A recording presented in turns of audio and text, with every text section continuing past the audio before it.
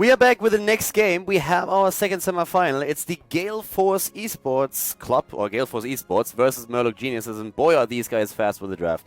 Cursed Hollow is our first map in the best of 3. It's the semi-final in the winner bracket, and we have a ban on Uther, first of all, into a ban on Tyrande. Gale Force decided that they want to play Kel'Thas here as their first pick, and once more this focus on Zagara. And with the Zagara, you oftentimes see Jaina, because you can, of course, you can really just combo a lot of this with that Maw that Zagara can use. For example, you can even go into the Ring of Frost if you want to. Water Elemental is working fine as well. Blizzard and Cone of Cold are doing the trick too, and therefore a lot of damage that you can burst out. Again, that means that we have still Muradin available for Gale Force Esports, and they don't have to be asked twice. They immediately take the hero, and they also choose Falstad, which on Cursed Hollow is of course great, because he not only is able to use the Mighty Gust in team fights and dishes out a ton of damage, but he's also able to just like fly in everywhere, use that Mighty Gust to maybe steal a boss away, and that's of course amazing. It's a ban on Abathur. The reason for that is actually quite simple. If you're playing with a Jaina already, then banning out Abathur forces the doesn't allow the opponent's team to go into the copy on Jaina, and therefore for the double Blizzard damage, which is absolutely ridiculous if you can play it right. And Abathur is also pretty sweet when it comes to the experience soaking.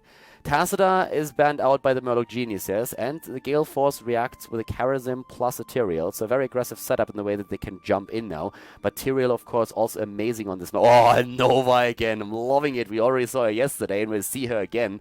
So Tyrael is being used here once more to steal with Holy Ground bosses away. It makes him very dangerous on this map, and he can actually do a whole lot of work here. And of course, as a hero itself, he's already great. It's the second frontliner that's being played by Gale Force. They're using that Falstad and Kel'Thas in the backline, and the Murloc Geniuses, they are trying to go for Kel'Thas and Falstad hunting.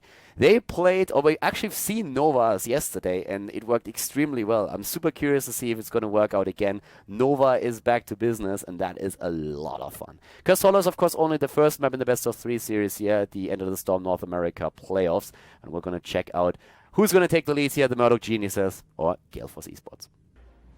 Our first game in the second semifinal of the winner bracket here at the End of the Storm playoffs, and boys and girls, we have a Nova. Nova, played by Equinox on the side of the Murlocs. We have Faye on Jaina, Cawthon Luck on Zagara, so it's going to be that more into precision strike with the Blizzard. If you are caught in that more, it's one of those moments where you're just like, fuck my life. Fury on ETC, Matt Timmy on Rega, and to the right side of the map, it's Gale Force Esports. We have Exo on Karazim, Hao on Muradin, we have A on Kel'Thas, Mystic on Tyrael, and Ball and Beast on Falstad. So yeah, let's see if it's going to be one of those FML moments for the guys on the right side of the map, once that more hits, or if that combo is kind of screwed up a little bit. It was actually like funny. At some point I was casting 2 of the European teams. It was like a showcase match that they had at Gamescom at the official Blizzard booth, and they were trying to run it with Zeratul Void Prison and Nova Precision Strike. It was only a showcase event and nothing else, but they missed every single combo that they had. Here's already one that didn't miss, and it killed Kel'Thas, and Ball and Beast had to move away immediately with a quick barrel roll, so he escapes, but it's an early kill for the Murloc Geniuses, and that's of course the start that they were hoping for. On level 1, it's the Ambush Snipe. Ambush Snipe is like the talent, has been the level 1 talent on any competitive Nova since the alpha. I mean, this talent has been around for like ages. We have once again also, not Kerrigan, but the other queen. We have Zagara up at the top, and she's of course trying to get that vision in. Reconstitution is a level 1 talent, giving her a bit of lane sustain here. We are also seeing now for Rega, again, the Spirit Walker's Grace, so reducing the mana costs a bit, and of course rolling like a stone here. If you don't go into the prog rock, then this is the talent to go for. Fury already down to the bottom lane, and they are starting to pressure this hit hard, especially since Faye's now starting to rotate in too. The first tower is already down. We have a lot of talents that are either based on stacking with Orbs of Regeneration or with minions, with the Season Marksman now taken. We have Regeneration Master, there's also the Mana Addict now to be used too. And Cawthon Luck up at the top here with Hexo. He's still able to pressure this back quite a bit. I mean, yes, one of the towers is down, but if you have a hero that can single-handedly hold a couple of others at bay, then it is Zagara. So she's not going to be able alone to really defend that lane. That's why the rotation is now starting to happen. But yeah. The big thing about Nova right now, let's talk about Nova. Nova is a hero that these days relies heavily on gathering power on level 4 in most of the builds, and this is of course a high risk, high reward play, and that's where we have gathering power. And the new version of the talent allows you now to get up to 30% extra damage, but you lose every single one of them once that you die. And that's a very big issue. So it basically means that if you die in the later stages of the game, you become for a long time more or less useless, or at least a lot less terrifying than before. But if you're able to gain some momentum and get a couple of kills in, like this one against Khaldor, then you can get a ton of damage out. And Equinox now has already 2 extra % of damage, and that is going to start an add up. You don't have to, by the way, kill the target. You only have to be part of the takedown, which is absolutely enough. So Snowstorm on level 4 for Faye with the extra radios now on her Blizzard. We're also seeing How jumping away. We have Karazim going straight into that healing ward. Netherwind on Khaldor has been taken. Tyrael going for that sustain combo with the Regeneration Master on level 1, going straight into the amplified healing to make sure that those talents combo off each other. So it's actually like really sweet. You get very, very nice regeneration out of it. And for regeneration purposes, we have the Feral Heart for Rhaegar, which helps there too. Already the move on the bot lane, and there where it's this is actually where we're gonna see first of all that tribute. Nice attempt by Falstad, but that didn't work out. So Falstad was attempting to pull that off, but didn't really work out for him the way that he wanted. Didn't get that hammering in time. So that already pretty sweet. We have at the same time now Faye also in position up to the top lane. We are having currently Hexo jumping around. Fury is there. Equinox, Korth and Luck are also in. Ball and Beast. It's all about the structures now. Trying to get a bit more experience thanks to the towers and take those out. Equinox and Fury and Korth and Luck, they're bursting down the next tower here. So job well done. And level 7, therefore, as a result, in their hands, just a bit faster. The bot lane, that's where we have Matt Timmy, again against Mystics, but sorry, the bot lane, that is. But at the top lane, this is really where most of the damage is currently just happening. Korth and Lark, Fury, all of them are starting to move really in and try to drop that second tower. Ammunition is already drained, so they should be able to get that town pretty fast. We have anti-armor shells now taken as a level 7 talent, and Frostbitten is also in position here. And with Frostbitten, of course, you can still get that extra bonus damage out. Already down to the mid lane. It looks like Faye's in a bit of trouble here. She gets attacked and hits. That Stormbolt is being hit hard. But how? Now, he could die, and he will most likely. He can jump away, but I don't really... Oh, what? How did he do that? I still... Oh, that Stormbolt was beautiful. Without that Stormbolt, he would have died for sure. That was a really sweet move. How the plays here. Not only escaping, but then also able to hit that Stormbolt that saves him for sure. Equinox was just in the process to mount up and get away there. We have now, with the level 7 talents, again the Piercing Bolt, Echo of Heaven taken. We're seeing, of course, the Secret Weapon on level 7 after the Power Throw on level 4. And Rhaegar even with a Cleanse against the setup that we have here. This is actually an interesting, well, it's actually a kind of interesting choice that he went into the Cleanse here straight away. You can go for a few other talents too. It depends a bit on what Tyrael takes, I suppose. Actually, on some heroes like Malfurion, you see them oftentimes waiting for their level 10 ability to hit so that they can check out if there's a judgment or not, or that's at least what happened in the old days. These days, Sanctification is more powerful. Nice kill against Muradin, and they go for, again, Karazim here. We have Matt Timmy starting to move in. Fury already in position as well, trying to power slide over to Ball and Beast, but he barrel rolls it away. And in this situation, we have 3 kills against 0, and that means that it's 4% extra damage on Nova, who was part of all of the kills. So that's extra damage that she can use then in the later stage of the game, if she doesn't die. It's actually one of the reasons why Nova doesn't roam too far out on the map. If you really follow her path, she's of course still scouting a bit and farther out than other players, but it's not like that quick match in Hero League Nova that will be at the other end of the map and just like try to get a solo kill in or something. That's not the way that you can play this in a competitive setup, because you always have to be aware that there is a high chance that your opponent is going to find you at some point, and if you die, you are going to lose a lot of value to your team. Just look what we have here. Equinox knows, of course, that he has no wave clear whatsoever, and so he's just like standing there, not doing anything. Could even start attacking a little bit now that he's behind the wall and there's nobody left. But before that happens, there's just absolutely nothing going on. Up to the top, Faye is already in position and starting to soak experience for level 10, and they hit the heroic ability as the tribute is announced, and they were already able to get 2 tributes. So this is tribute number 3 now, and therefore the potential curse. So exactly what they need, precision strike more, and as I said before, Ring of Frost is great with this setup, and that's exactly what they took. If they can combo all of that damage off a Maw or a Mosh Pit, that would be amazing. Like, the wombo combo potential here is out of this world. Level 10's not taken yet by the team at the top, but there comes the rotation and they have to move away. There's a lot of wasted time that we see here for Gale Force Esports, and they actually just take it. Their boss not leashed to full HP, and they go for it. Mighty Gust isn't a problem yet, so therefore they can just simply aim in. And yeah, this is looking really nice. They're like, oh, thank you very much. That wasn't quite necessary. So in this case, they take the boss, and the team, of course, is cursed as well. That means that the top fort is a goner for sure, and they can just like focus all of their attention to one of the other lanes here, starting to move down to the bottom maybe. Already here, the move straight against the mid lane, where the fort will be attacked, and this is just a disaster at this point now for GFE. But still, this is not by any means, this isn't over yet. I mean, if you kill Nova once, that's a big help. So far, she doesn't really have too much extra damage. We have the 7-sided strike, use, sanctification, mighty gust, and also avatar on the side of Gale Force Esports. But of course, they're falling quite a bit behind thanks to the boss and that mercenary camp taking the top lane together with that curse. Mid lane is being attacked right now. They don't really go for keep. They know that the chances of them getting it are rather slow, but they could have put a bit more pressure in even. Level 12 versus level 10. And we have down to the bottom lane now also another camp that has to be eliminated. But they are aiming for that boss first. And this is where Falstad could really start to make some plays with the Mighty Gust. Falstad has a chance to get this, but of course, so far, it doesn't really feel like they know what's going on. And they might be too late for this one. They start to move in, but the boss is nearly taken. Can they go for it? Falstad, he's too far away. He's way too far away. Or is he? No, he's not. They can steal it, and they don't. They don't. Their sanctification already used. Precision strike, Ring of Frost, everything in play. But Rhaegar is down. Down goes ETC, and they take the camp.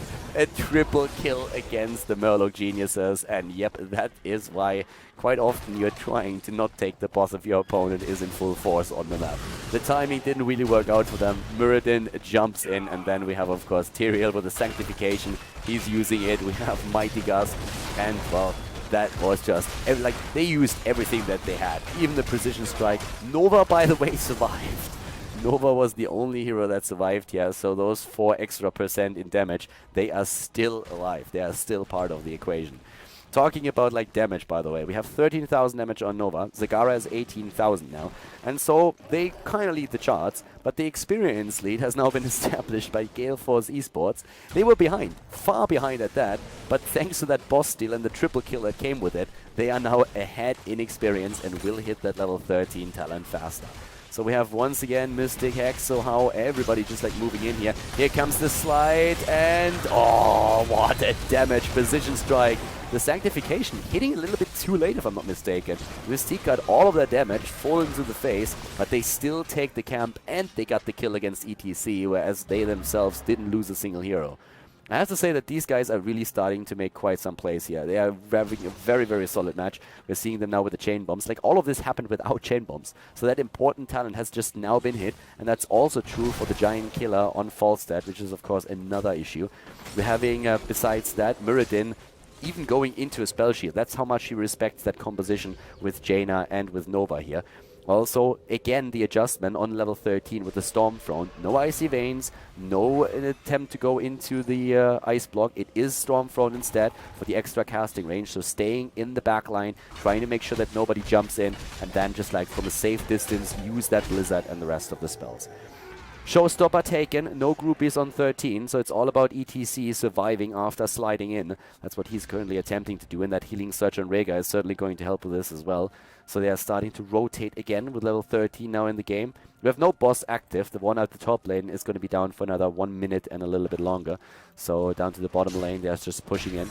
It's, well, for now, it's still pretty even in structures as well. 4 forwards against 5, no big difference here. The bot lane pressure, though, is probably going to eliminate at least a few of the towers. Equinox should be very careful here. He can't afford to die. And yes, he is making sure that he isn't. But it's 4 kills against 3 now. Equinox trying to get that damage in, of course, against Muradin. Can they get the snipe? Not quite. Precision strike! Oh, but he heals himself with the avatar.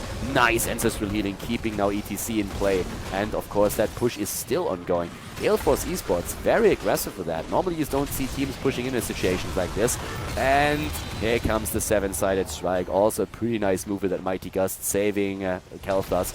But, as I said, he might die after all. Equinox is moving in. He still wants to deliver some damage. And he has that snipe, gets that in, and they go in with a maw. And here we have the potential Ring of Frost now as a follow-up.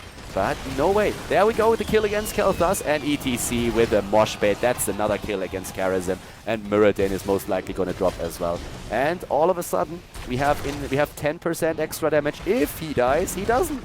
It's 8% extra damage, therefore, for good old Nova. Falstad flew to the top and at least got the tribute, so that's also a big help, of course.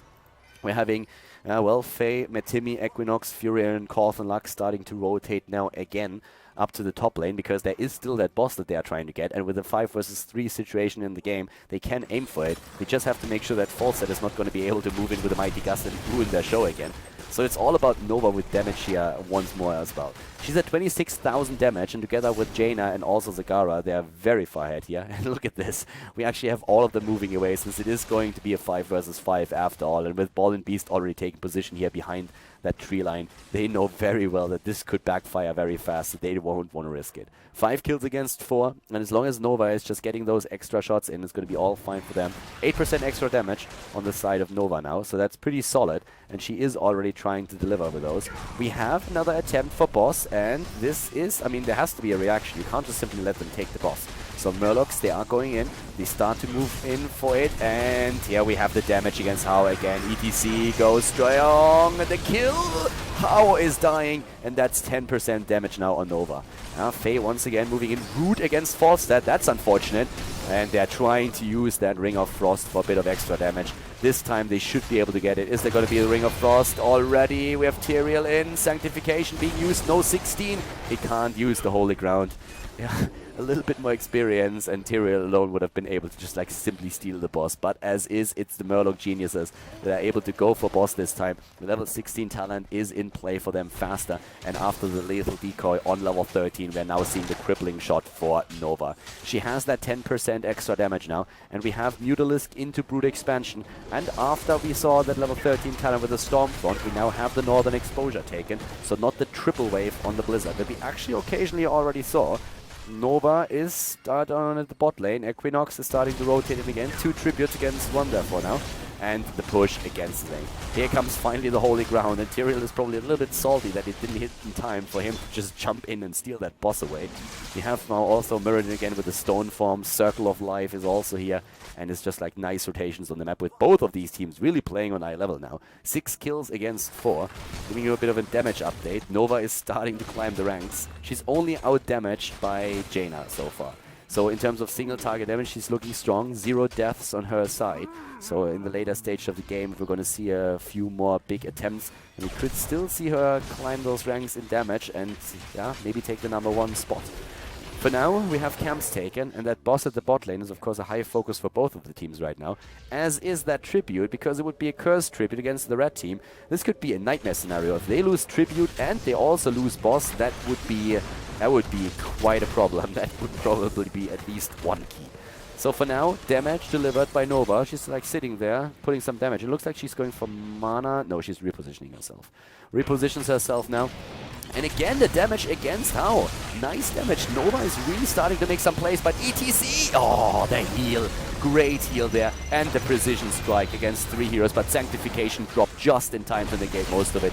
Well done. Oh my god, that triple more. Mad Team a bit of trouble, and the Ring of Frost he has to follow up, but still, they lose Rhaegar now, and it's a 5 versus 3. ETC as a solo frontliner, just not strong enough. That was basically their problem the entire time, like all game long. ETC as the solo frontliner is really struggling here. Again, the Holy Ground. Faye is dead. If they can kill Equinox, that would be the best case scenario. But nope, that extra damage is still around. Still, it's a tribute now for the red team, so they get tribute #2. The top lane is, by the way, still pushing. We have that Siege Giant Camp doing some damage here, as of course now the red team is aiming straight for boss, and I mean, why shouldn't they? They go straight in and try to take this now. Khaldor is attempting to slow them down a bit, but there's very little that you can do in such a situation. So Nova is already going straight into, well, maybe the top lane. Doesn't really have to snipe anything here.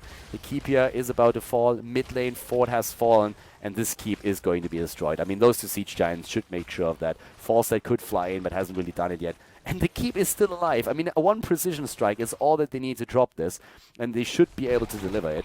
So, yep, for now, nope, yeah, it fell. Precision strike was used, and the keep is down, so good job here. Nova using her heroic ability to drop it, and the boss at the bottom lane should be defended against. 17 versus 17. We have by now Nova still. Sagara is the best damage dealer for now. One of the problems that Nova really has is that a lot of the precision strikes that she had were negated by Tyrael Sanctification. There was a 3-man precision strike earlier that didn't do any damage because Tyrael just in time used that Sanctification. And it's actually great counterplay here against that as well. So yeah, that works too. For now, we're already in a situation where Hao is up at the top lane. They're trying to go for the tribute now. Here comes the attack again. And of course an attempt to try and take that tribute. For both of the teams it would be the cursed tribute. This is the cursed tribute for both of the teams. Blizzard already used that range on Faye, by the way. Is insane. She really likes these range talents. Not only on Jaina, but also on Khaldor, we've seen that earlier. And Equinox is just sniping away. Sniping away the entire time, getting that damage in.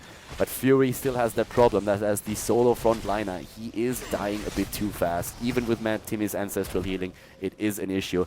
Equinox again with the attempt. Yep, there comes the damage against Mystique, and the jump, trying to go for Fury, locking him down. Chain bombs everywhere. Sanctification has been used though, and that was actually a pretty weird move here. Sanctification used before Mosh Pit, before Ring of Frost or Precision Strike. This is the chance that the Murloc geniuses need.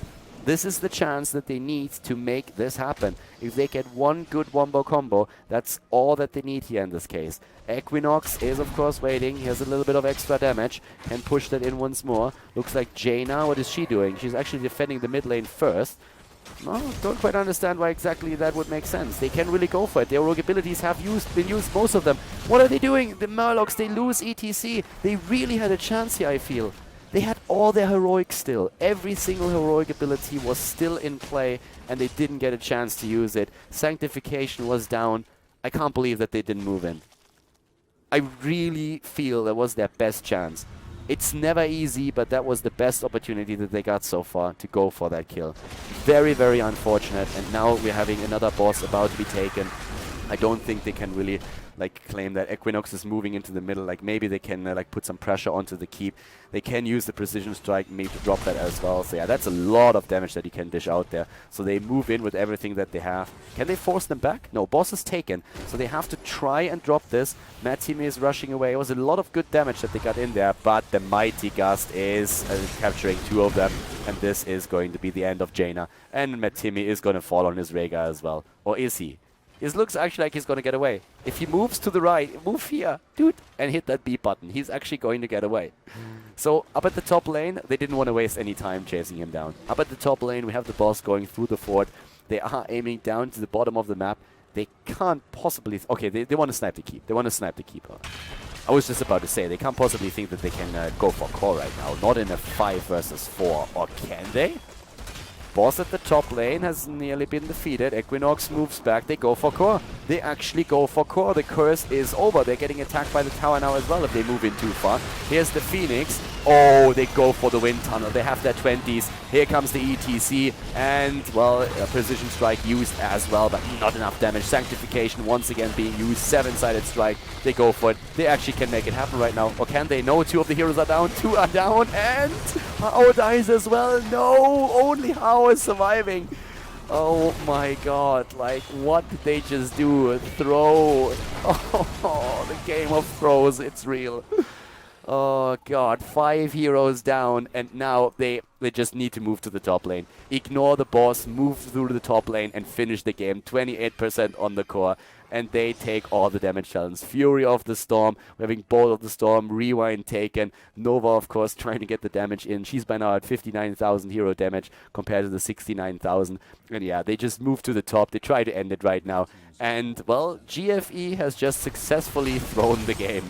They played a great match, and then they made that weird move. Here comes the first precision strike. They're going in again, and there's the GG call as we are seeing the Murloc geniuses winning game number 1 against Gale Force Esports. God, that must be frustrating. A 1-0 lead for the Murlocs now. GG and well played.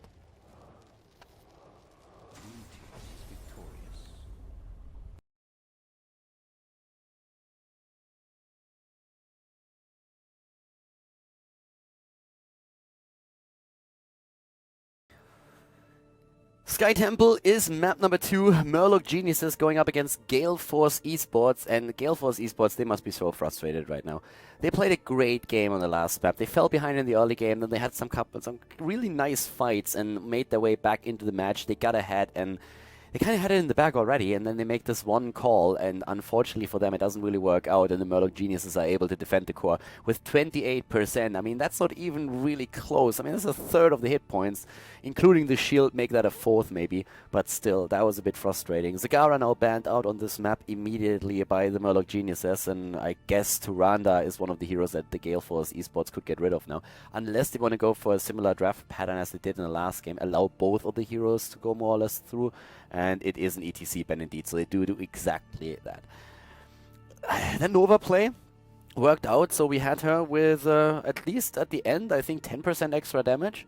That helped. Didn't really get as much damage as we was hoping for, I suppose, but the Murloc Geniuses had that draft and it worked out for them. I'm a little bit curious to see if they are going to try and run that Kel'Thas, because they used with Faye the last time this new build on Kel'Thas that they were experimenting with, and I want to see that a bit more often. I want to see how much damage that can actually do if you build up that kill count on the gathering power. That would be kind of nice. Chain bombs are fun, but still, if you have that flamethrower and then also the level 16 talent, that can be a pretty fun one as well. So basically what Faye is trying to do is she's trying to turn Kel'Thas into a Jaina, more or less. Muradin as the first pick, no Tyrande, wow. Now that's quite something. Gale Force Esports, if I was them, I would lock down Tyrande and Kel'Thas, and yes, that's exactly what they do. And I find it very interesting that the Murloc Geniuses are just letting that go. I mean, Jaina most likely going to be their weapon of choice again when it comes to the spell damage, and there she is, and Uther too. It's a solid setup, don't get me wrong, but Tyrande and Kel'Thas both now in the hands of the Gale Force. They could have gone into Tyrande and Jaina, I suppose. That would have been like one of the combinations that could be very powerful for them as well, because they can play it with a Diablo and then just like get those snipes in as long as they play a 2-tank combo. Karrigan is being banned out. I like that ban a lot. Karrigan ban is really great. The Murloc Geniuses, they can still play a Thrall here. Diablo is banned out for exactly the same reason that I just mentioned, like that combo potential with Tyrande. But Karrigan is a great ban. There's so much stun already, and if you have the Divine Shield on Karrigan, she's absolutely amazing in this setup.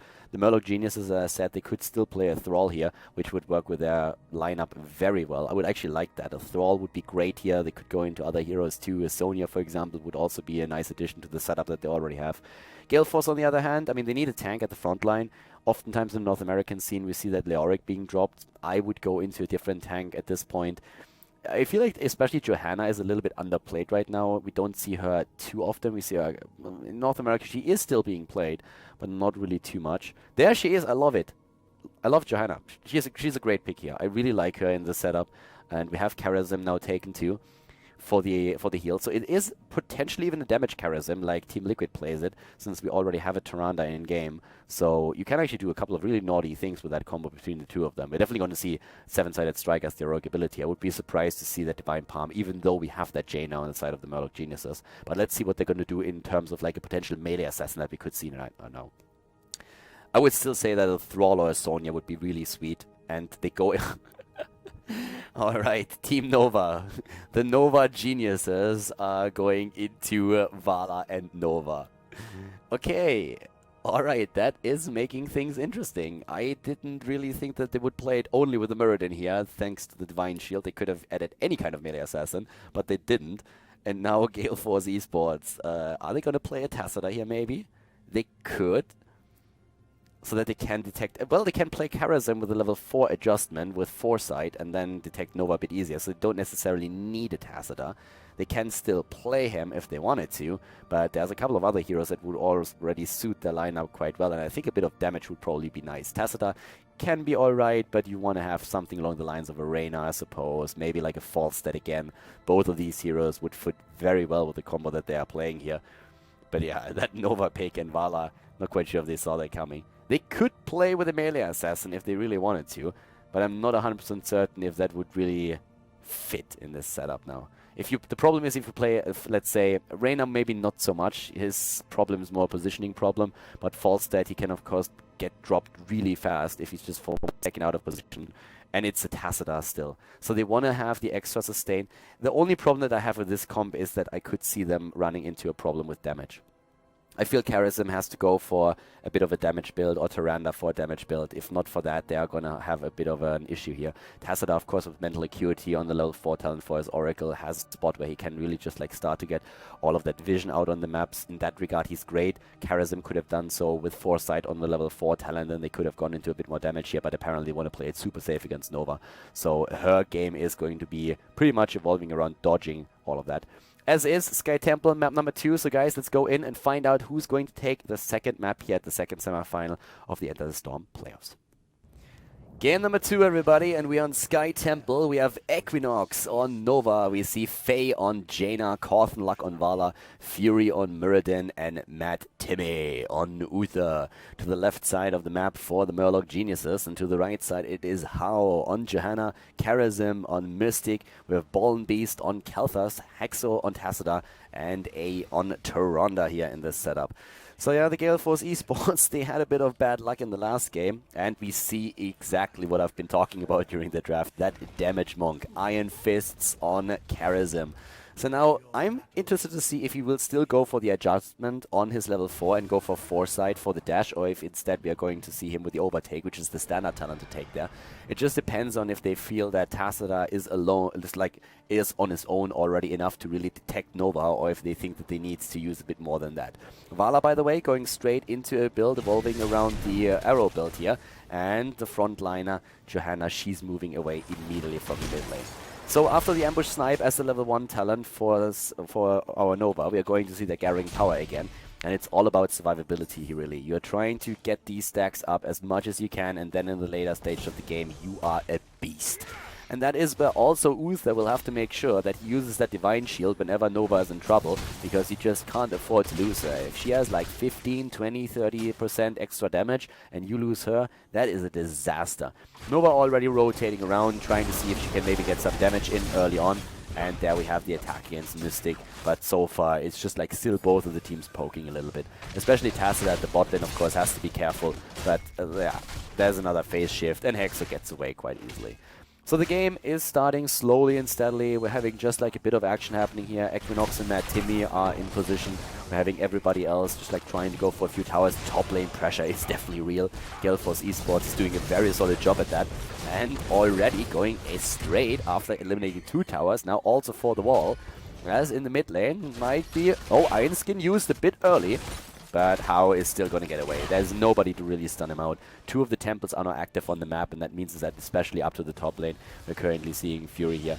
Already, yep, being attacked, trying to soak a few of the shots. Oh, the Nova kill! Doesn't really matter though.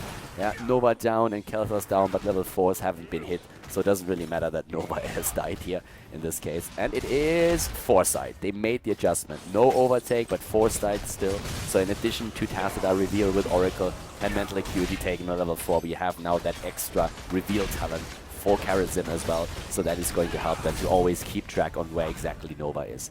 As a level 4 talent, we see Snowstorm. We have also the Gathering Power that we've been mentioning. This is, of course, one of the most crucial talents for this particular build that is being used here. Already the attack at the top lane, and this time down goes Tyrande, and the kill against Nova again. So once again, they are reset. This time it's actually lost 2% extra damage, and that would have been even more. So currently Nova still with no extra damage. She could have been at 4%. Actually with this kill she could have been at 6% already. But she's of course a priority target here for Gale Force Esports. And they are going to try and focus her in every single fight. Once again we have, well, and as I want to show the mount, Cawthon Luck of course is moving away. So it doesn't really mount up there. Unfortunate for us, but yeah, that Vulture of course in play here.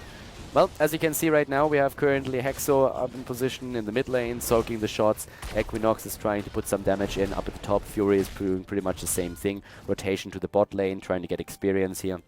We're having Netherwind now also taken, and Cawthon Luck is moving in there now too, so that works. Up to the top, we already have Fury in position. We're soaking the last few final shots, and there we have it. Drops that as he can. Whereas now, oh, it looks actually like Hao is in a bit of trouble there. Oh, but once again getting away, and Equinox. Yeah, Nova is not having a fun time here. Every single time she appears in one of these fights, everybody is just going straight for her. So Nova is a very popular girl these days. And apparently, like, everybody wants a piece, because Hao is already moving in again as we speak. There comes the potential stun. Yes, nice job, well done. Shield A on A as well, and that helps, but we have Vala in a bit of trouble. Mystic was jumping in with a quick dash, but didn't really get the last few hits, and with overtake, he would have probably been able to get her killed. But then, of course, they miss out on too much reveal. Tacita just barely going away there too. And of course on level 7 now we also have the way of 100 fists taken, so going back into the more standard build that we now see. Static charge, we've been talking about damage being a bit of an issue with the setup that they have here. So in most of the heroes they are trying to get some extra damage out. The level 7 talents also brought us now the anti-armor shells. And we're having on top of all of this now the piercing bolt for Muradin, repeating arrow for Vala. We're seeing frostbitten again for Jaina. And we have on the side of Tyrande the Lunar Blaze taken.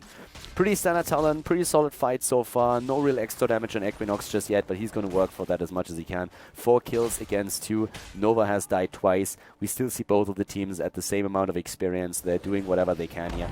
The rotation up to the top lane, trying to put some pressure onto especially, of course, Khaldor.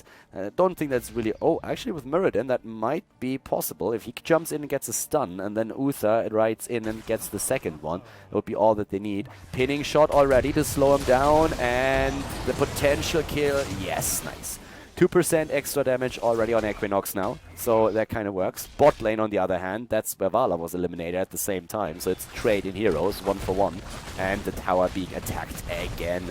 Bot lane pressure here, and that's actually very annoying, because as long as those siege giants are around and there's a tri-lane, that will drop not only the entire wall, there's a potential that they're going to get the well, and then you don't have that sustain during the fight for the next temple, and that is a pretty big deal. So yeah, they're going to try and drop exactly that, and this is a bit of a disaster, to be honest with you. I mean, right now that's already a significant amount of damage that is hitting the fort, and the temple has been announced, and without the well, they don't have that sustain that GFE is going to have now. Again, the attack against Johanna, forcing the Iron Skin here. And down to the bottom lane, we have Cawthon, Luck, and Faye already starting to get in position. Both of the teams are aiming for the level 10, especially in the mid lane, as Muradin is jumping away now. It's all about the minions now, all about the level 10, and there we have it. Level 10 taken with a Blessed Shield, with Archon, 7-sided strike. We are seeing Shadowstalk, plus also, top of that, the Phoenix. Both of the teams now on level 10s, and here we go with a fight. Keep that well in mind that I mentioned. Nice kill against Vala. Once again, great start for GFE, and they are also going to go for Uther, but the Divine Shield is keeping him alive for now. Might be... Oh, the kill in the end, with all the heroics being dropped on Karazim. He got dumpstered, and that is 4 extra damage that we now see on Equinox with his Nova. This time there's no Tyrael to deny all the damage on the Precision Strike, and that helps. But Nova is again being attacked, but they can't get her. At least not now. Nice fight here, actually, and Vala is already on her way back. So all the poking that we see, but now again, this is the problem. Well is still there. Everybody on the side of the red team moves in, wells up, and moves back into the fight, whereas everybody on the blue team has now just go back to base. And this, of course, drops that temple now into the hands of the team to the right side, which is Gale for Esports. Looking at the damage here, currently 22,000 on Jaina, 15,000 on Nova. She has 4% extra damage thanks to the kills that she got. Or, well, you don't have to get the kill, you have to participate in the takedown itself. Already the stun happening, and here's that fight once more. So, attempting to go for another kill, they can finally fight. They lost most of the shots on the tower already, and that's extra experience, of course, for Gale Force Esports. They are moving in. Vala and Nova in a bit of trouble here. Phoenix very well zoned. And goodbye, Muradin. Nice damage here again with a precision strike, but Muradin is already dead and Equinox is moving out of this one. Yeah, that 7-sided strike, of course, is really nice if you are able to isolate the target. And he was trying to jump away, but that only resulted in him jumping into the Phoenix. And, well, you can imagine that that didn't really work out well. So already here, the Vulture in play, and it actually looks pretty fun with the Angelic Vala that we have there. So pretty interesting skinned and mount combo. Not really properly themed, but it looks pretty cool. And also the same true here on the side of Tyrande to the right side. Experience is being soaked, and at this point it's really 5 kills against 6. That extra damage on Nova is not really strong enough to really make a big difference. For that to happen, Equinox has to get a lot more assists in. and he still is, of course, trying to do whatever he can. I mean, his damage potential already increased. He's at 18,000. That's another 3,000 that he got just through the last fight. These precision strikes are definitely going to be very powerful. The problem, of course, that you still have is that there's so much reveal on the opponent's side that it's extremely tricky to really make something happen here. Nova with the damage, but there is already the dimensional shift being used, and Tacita gets away. But it's really nice damage that you can still dish out, and as long as you keep the opponent low, you will eventually be able to force them back. Now level 13 talent's a bit faster for Gale Force Esports, and they are still behind in the game, so keep that in mind. But the big push at the bot lane is going to help Team Murloc Geniuses to really catch up here. Double spell shield now taken. That really shows how much they respect Nova here, and also that Jaina. One on Johanna, the other one on Karazim, so already adjustments are being made here. They go for Tacita again, and this time he might not be able to escape. Yep, there is the precision strike, and that, oh my god, Prescient saves him. No, it doesn't! And this is 6 extra damage now on Equinox. Equinox with 6 extra % of damage. We have him now with a lethal decoy as the level 7 talent. Big push at the top lane, by the way. That's the main reason why they went back here. We have again the Stormfront, also a spell shield, and in this case the Shrink Ray chosen for Uther. So pretty fun talents here overall again. I especially like that we're having that Jaina adjustment that we saw from Faye in every single game thus far. So she plays a bit of a different build than most Jainas. But yeah, those 6% damage on Equinox, they definitely help him. And it's just like slowly and steadily increasing. Like killing a hero here, killing a hero there. As long as he stays alive, that's going to be pretty nice. And keep in mind that it is, of course, something that also combos off with that precision strike. And later on in the game, these precision strikes, when you get a lockdown against the target, are going to be worth so much. You can also use them against the structures here, which is another big advantage if you're just barely about to drop your opponent's keep. Talking about dropping keeps, this is already being attacked, whereas we still have in the mid lane an entire fort available with all those structures. Nova is moving down to the bottom. Equinox is dropping a few of those decoys, but he's starting to move in with the rest of them to just like try and get a bit more damage done. And just look at Vala. I'm actually liking that quite a bit. Khaldor could push this in even harder. For now they don't though. They rotate away. I'm not quite sure why though. I really feel that Vala with a bit more pressure play could have maybe dropped these towers faster, but they attempt. Oh, they see that boss is taken. Okay, my bad. I was a bit slow on this one. Boss is taken and they start to try and take it here, but yes, Muradin moves in. Precision strike. Kel'Thas is down. Kel'Thas is dead and they're going for another kill. Tyrande is also falling. That is so much extra damage now also on good old on Nova. Do they get another kill? Yes, they do. That is 12 extra damage now overall, and it's going to even increase. A triple kill. They're going to go for the quad kill, and they might even be able to get Karazim. Yes, they do, don't they? He's down as well. 16% extra damage now on Nova. She is going to have a fun time, and they stole the boss as well. The top lane is also pushing. This is a disaster for Gale Force Esports. Like, everything is turning against them. It was a nice idea to go for the boss, but they were not able to sneak it in. Now the level 16 talents is ready. That's the crippling shot as well on top of anything else. Hard focus. The first keep is gonna fall. They won't be able to go for the core just yet, but they are in a very solid spot. Take down even a few of the remaining structures. The top lane is being pushed too, and they should really not linger too long. They can maybe kill a hero. They try to go for again Tyrande. Oh, they don't get the kill. They can actually really try to go for the core, I suppose, and drop a bit of damage. I don't think they can finish it, but no. We move back and play it safe, and I guess they should. So yeah, job really well done. 16 versus 16 talents, and on the way back they just simply annihilate the fort in the mid lane. Up to the top though, we have most of these structures already losing a fair amount of hit points, and there's still a temple up. Nova by now 27,000 damage. We have 34,000 on Jaina. But of course now she has 16% extra damage, and if she can maintain those, then this game is really going to be super difficult. It's all that burst damage that's a big problem. A Blizzard is a little, like, the entire damage on Jaina is a little bit slower since he has to use a lot of her abilities, whereas that snipe and the crippling shot for Nova nearly hit immediately. And if you get all of that in, then you have a massive amount of burst damage that you can use. If there's also a stun on Uther and Muradin, then that target is basically forfeit. Just look how fast she drops Hexo down to more than... Oh my god, she gets the kill. This is exactly what I'm talking about. That's 18% damage, by the way, by now. Just keep... Oh my god, that precision strike. Nova is going full ham here. 20% damage on Nova with the increase, and Equinox is really delivering now. So is Faye, by the way. I mean, she's been doing so much work. Another kill, 22% damage. It gets from worse to worse. This is game. This is 24%, and the damage, I mean, you can really see how Nova all of a sudden shot up to the top.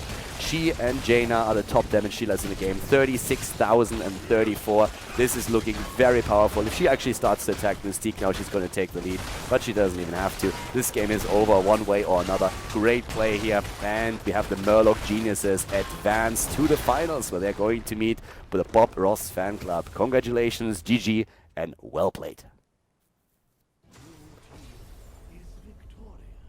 And that is it, everybody. GG and well played. The game's over, and therefore also the video for today here on Khaldor TV. We had another great Heroes of the Storm match, and I hope that you enjoyed it. Also hope that you enjoyed the commentary, of course. So thank you very much for tuning in today. If you enjoyed the video, make sure that you give it a thumbs up on YouTube. And of course, if you haven't subscribed to Khaldor TV yet, you should definitely hit that sub button as well. If you have some friends that like Heroes of the Storm, then definitely make sure that you show them the channel and also the video. There's a lot more where that came from. We're going to have like continuous content throughout the next few weeks with more Heroes of the Storm matches played, not only on the European server, but also on the North American server, in tournaments, in leagues, and more than that.